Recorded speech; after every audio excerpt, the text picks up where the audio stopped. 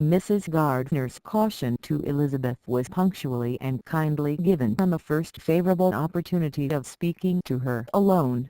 After honestly telling her what she thought, she thus went on: "You are too sensible a girl, Lizzie, to fall in love merely because you are warned against it, and, therefore, I am not afraid of speaking openly. Seriously, I would have you be on your guard.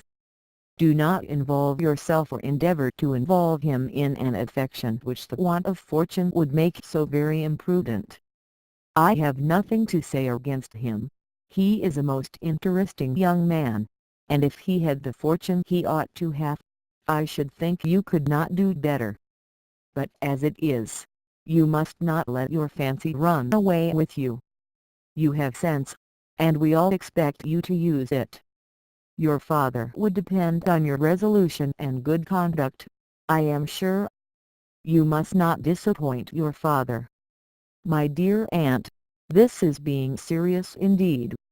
"Yes, and I hope to engage you to be serious likewise." "Well, then, you need not be under any alarm. I will take care of myself, and of Mr. Wickham too.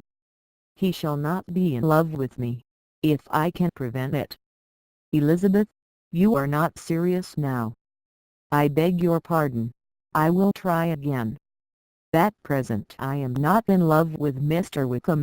No, I certainly am not. But he is, beyond all comparison, the most agreeable man I ever saw, and if he becomes really attached to me I believe it will be better that he should not. I see the imprudence of it. Oh, that abominable Mr. Darcy! My father's opinion of me does me the greatest honour, and I should be miserable to forfeit it. My father, however, is partial to Mr. Wickham. In short, my dear aunt, I should be very sorry to be the means of making any of you unhappy, but since we see every day that where there is affection, young people are seldom withheld by immediate want of fortune from entering into engagements with each other, how can I promise to be wiser than so many of my fellow creatures if I am tempted, or how am I even to know that it would be wisdom to resist? All that I can promise you, therefore, is not to be in a hurry. I will not be in a hurry to believe myself his first object. When I am in company with him, I will not be wishing. In short, I will do my best. Perhaps it will be as well if you discourage his coming here so very often. At least, you should not remind your mother of inviting him."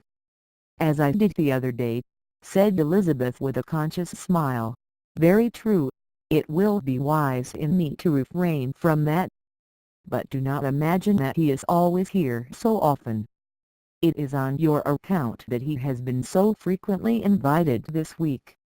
You know my mother's ideas as to the necessity of constant company for her friends.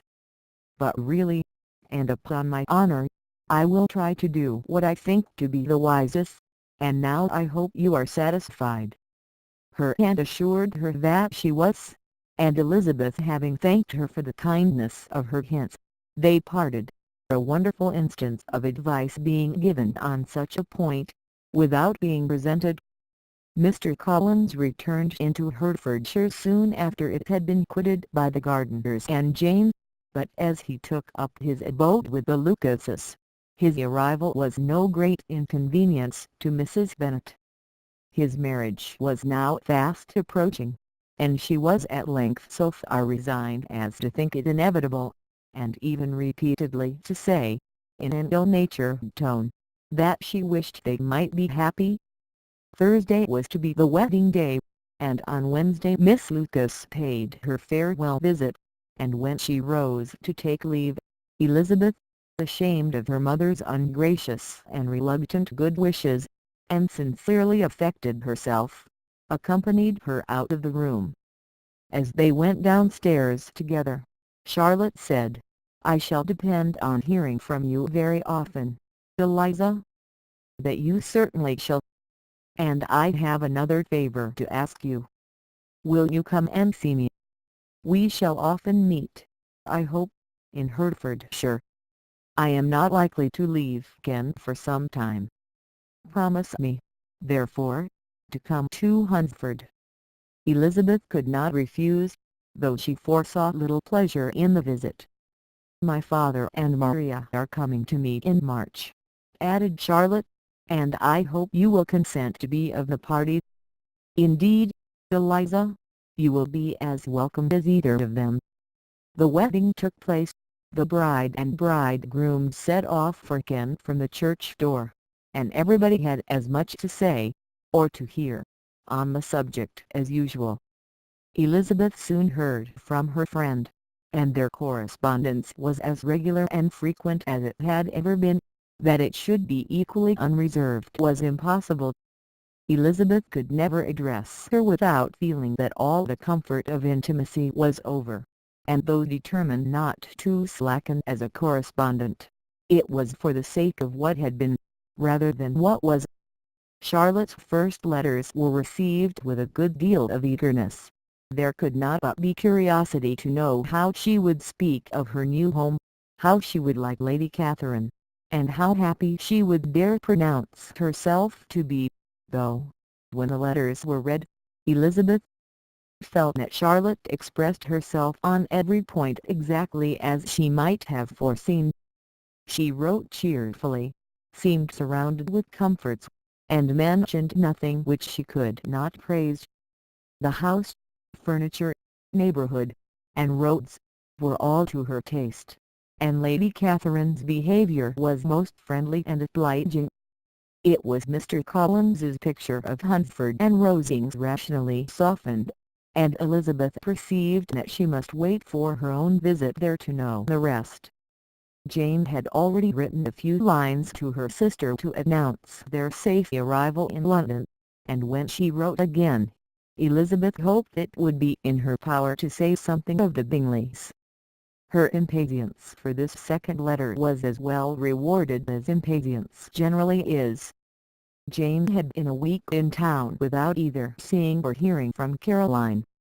She accounted for it, however, by supposing that her last letter to her friend from Longbourn had by some accident been lost.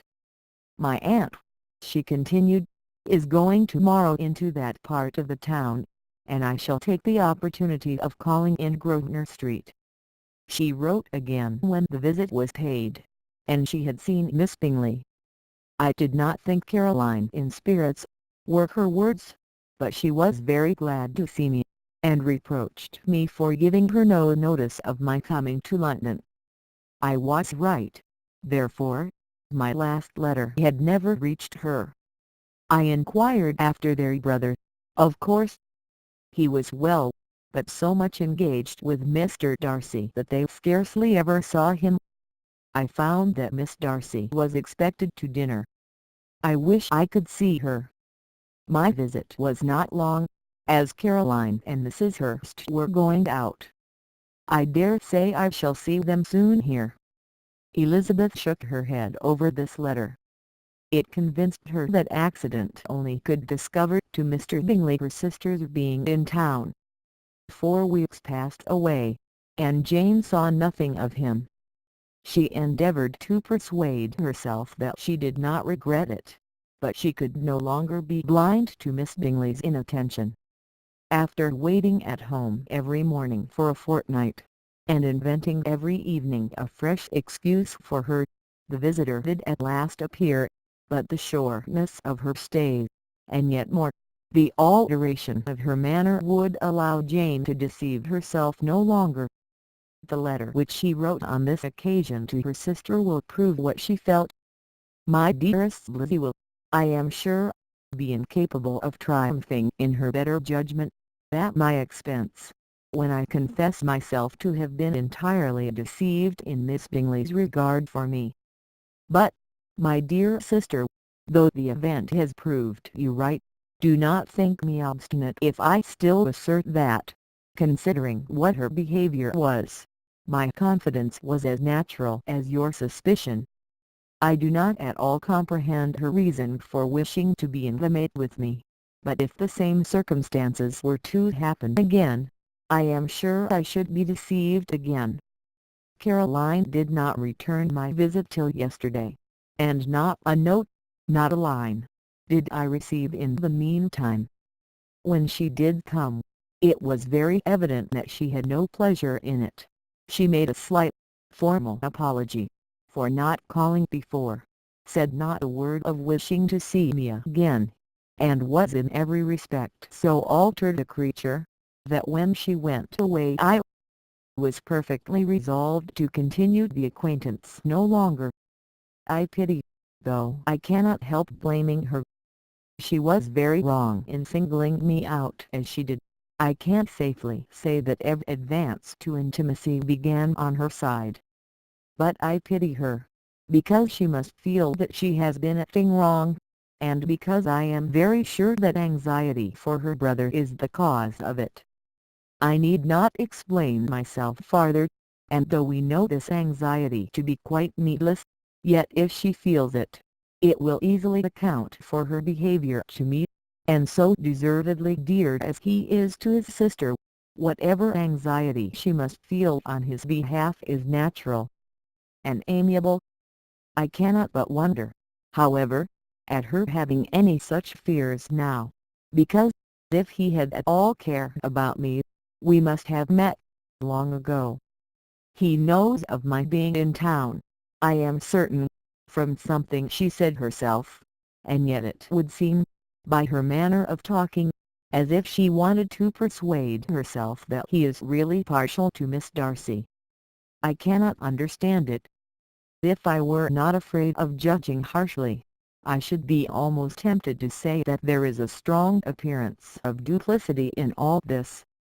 But I will endeavor to banish every painful thought, and think only of what will make me happy: your affection, and the invariable kindness of my dear uncle and aunt. Let me hear from you very soon. Miss Bingley said something of his never returning to Netherfield again, of giving up the house, but not with any certainty. We had better not mention it. I am extremely glad that you have such pleasant accounts from our friends at Hunsford. Pray go to see them, with Sir William and Maria. I am sure you will be very comfortable there. Yours, etc. This letter gave Elizabeth some pain, but her spirits returned as she considered that Jane would no longer be duped, by the sister at least. All expectation from the brother was now absolutely over. She would not even wish for a renewal of his attentions. His character sunk on every review of it, and as a punishment for him, as well as a possible advantage to Jane, she seriously hoped he might really soon marry Mr. Darcy's sister, as by Wickham's account, she would make him abundantly regret what he had thrown away. Mrs. Gardiner about this time reminded Elizabeth of her promise concerning that gentleman, and required information, and Elizabeth had such to send as might rather give contentment to her aunt than to herself. His apparent partiality had subsided, his attentions were over, he was the admirer of someone else.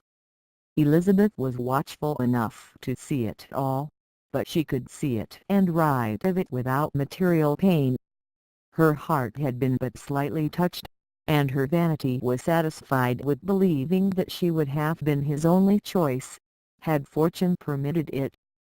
The sudden acquisition of £10,000 was the most remarkable charm of the young lady to whom he was now rendering himself agreeable, but Elizabeth, less clear-sighted perhaps in this case than in Charlotte's, did not quarrel with him for his wish of independence.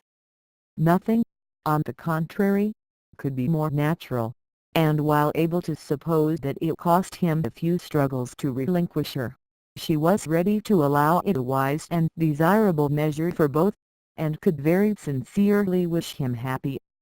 All this was acknowledged to Mrs. Gardiner, and after relating the circumstances, she thus went on: I am now convinced, my dear aunt, that I have never been much in love, for had I really experienced that pure and elevating passion, I should at present detest his very name, and, wish him all manner of evil. But my feelings are not only cordial towards him, they are even impartial towards Miss King. I cannot find out that I hate her at all, or that I am in the least unwilling to think her a very good sort of girl. There can be no love in all this. My watchfulness has been effectual, and though I certainly should be a more interesting object to all my acquaintances were I distractedly in love with him, I cannot say that I regret my comparative insignificance. Importance may sometimes be purchased too dearly. Kitty and Lydia take his defection much more to heart than I do. They are young in the ways of the world, and not yet open to the mortifying conviction that handsome young men must have something to live on as well as the plain